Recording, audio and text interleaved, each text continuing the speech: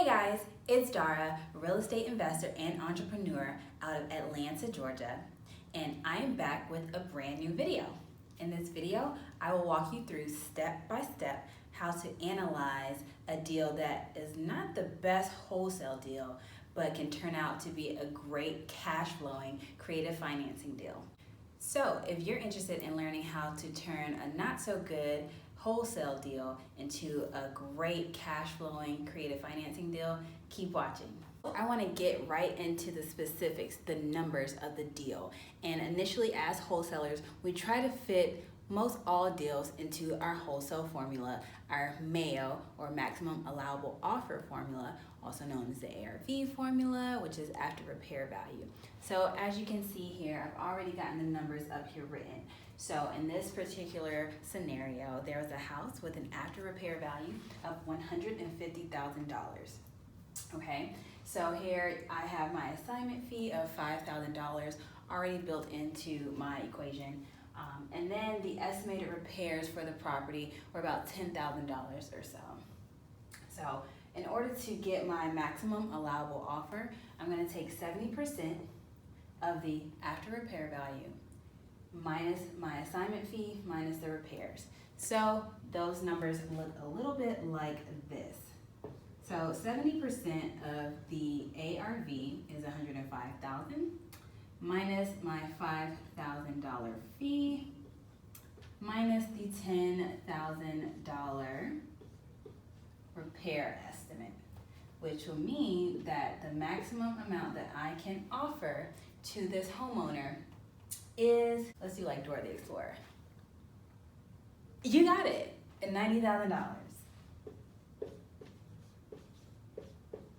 Okay, so we know that this is the max. $90,000 is the maximum offer that I can offer this homeowner, but of course we want to start a little bit lower so we have room to go up. You know, when you negotiate, you can always go up, but you can never go down.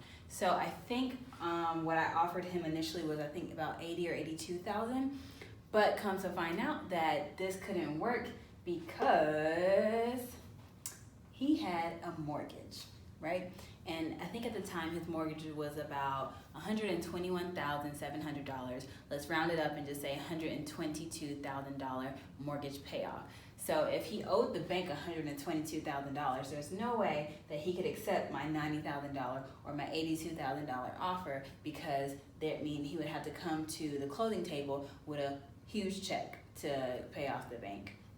And nobody wants to do that in this business. We're not here to make the homeowners come to the table at all, typically. So this is why this could not work as a wholesale deal. And most people will probably see this and throw it away.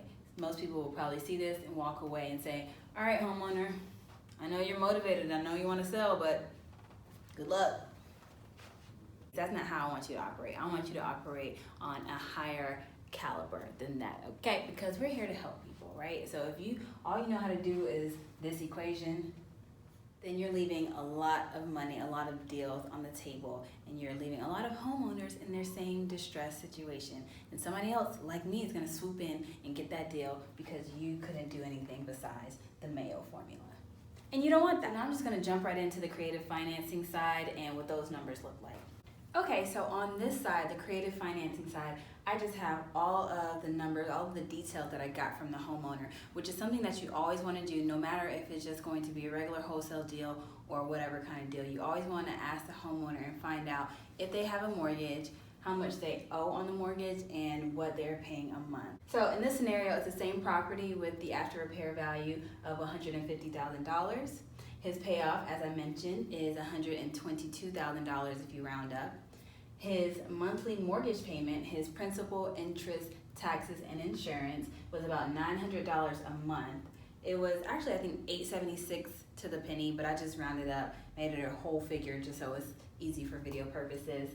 And at the time, the average area rent was about $1,200 a month. Same estimate of repairs, and this is for making it a rental or keeping it as a rental property, because if we were going to do a fix and flip, it would have taken a lot more than just $10,000, and as you can see, there is not much equity here at all. So what I was able to do with this information, I want to dive into a little bit more in detail. But I also want to mention that creative financing, seller financing, owner financing, they're all the same umbrella term. And the specific strategy, creative financing strategy that I propose to the homeowner is called subject to. Subject to, also known as sub 2. And basically, this just means that I propose to the homeowner that I would acquire his property subject to the existing financing. So he already had a mortgage in place. I wasn't gonna go to the bank and get my own mortgage to cover his mortgage because again, that equity is pretty much non-existent. So I said, hey, if you just trust me to make your monthly payments, take over your mortgage, and you deed me over the property, then we're good. Obviously, went a little bit more in depth than that, but that's the gist of it. That's the simplified way to explain subject to. Subject to the existing mortgage, the homeowner has financing, and you're just taking over that financing.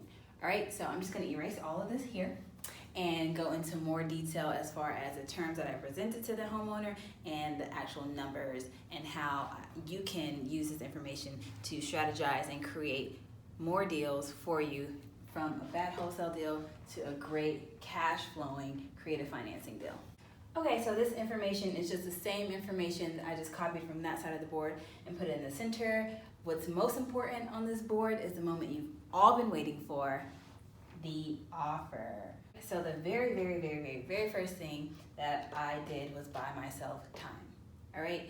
So I knew that what I could potentially get in rent versus what I would be paying in his mortgage is about $300 cash flow, which is great. That's awesome for a rental property, right? So I bought myself time. What do I mean by that?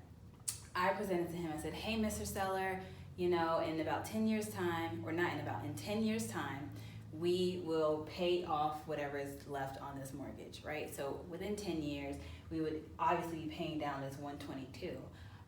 But not by much because he had just refinanced, so it's a fresh mortgage and we're still in the mainly interest portion. So not much of the principal is being paid down.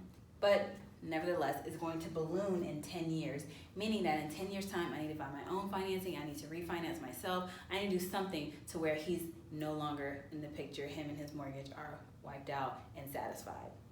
So the more time that you can buy, the better. Most people say about 5 years, 3 to 5 years, but I went for the jugular. I said, hey, give me 10 years, right? Some mortgages obviously are 30 years, 15 years. I didn't want to push it, so I think 10 years was right spot on, good enough for him to accept. Next thing I did was, again, I did notice that there's about a $300 potential cash flow here, but I said, hey, Mr. Seller, how about this? For the first 2 years of our 10-year contract, I will only pay $600 of your mortgage, meaning that you still got some skin in the game. And like I said, it was $876, so he was paying about $276 a month. It has gone up now to closer to $900 a month.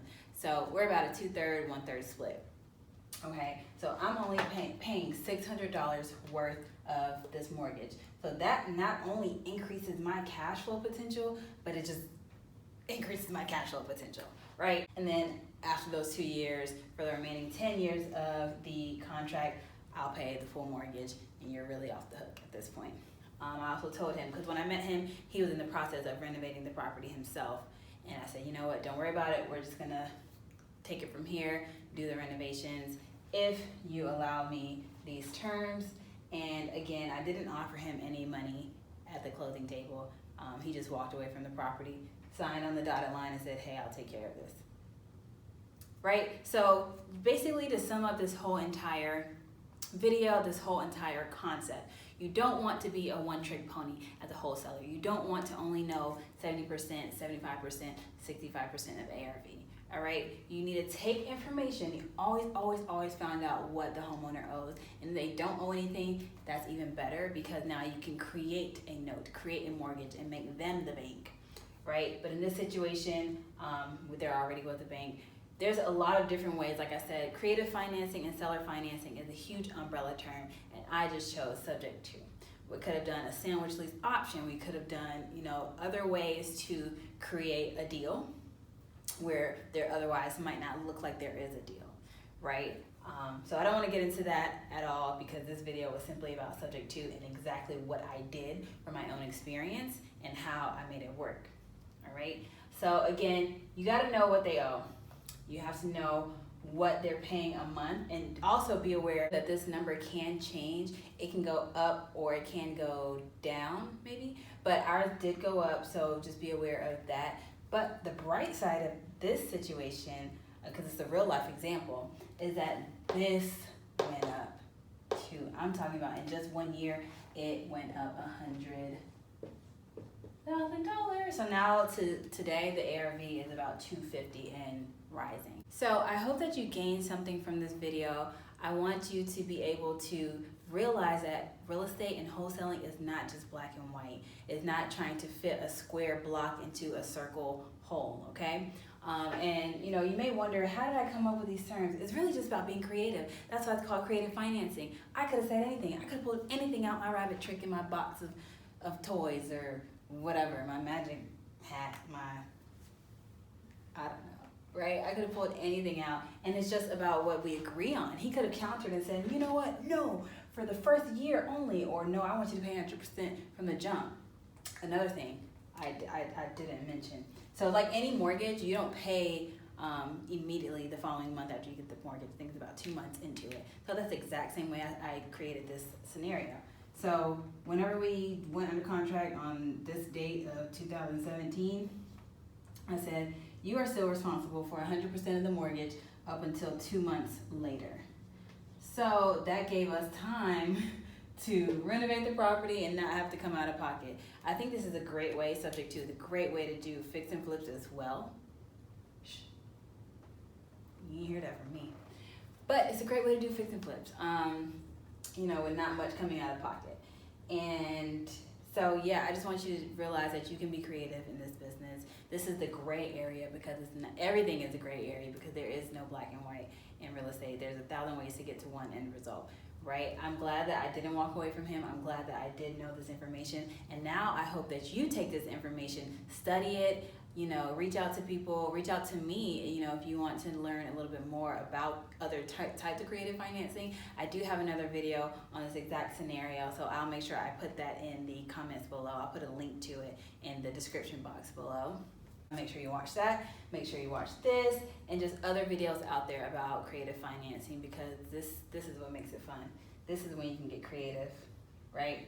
Also, side note, a really good friend of mine, another investor, is the one who actually, because I was so new, he's the one who told me, like, listen, why don't you start paying $600, right, for the first 2 years? And so he's the one who got on the phone with the seller and negotiated for me. Steven, if you're watching this, shout out to you, man, because this is a gold mine. So yeah, just partner with somebody, reach out to somebody, a mentor, a friend, a colleague, a peer, a guru, I don't know. I hope this helps you guys. If you like this video, make sure to thumbs up, leave a comment below, share, subscribe. Did I say like? I did say like. Do all of that good stuff, and I'll see you in the next one. Thanks for watching.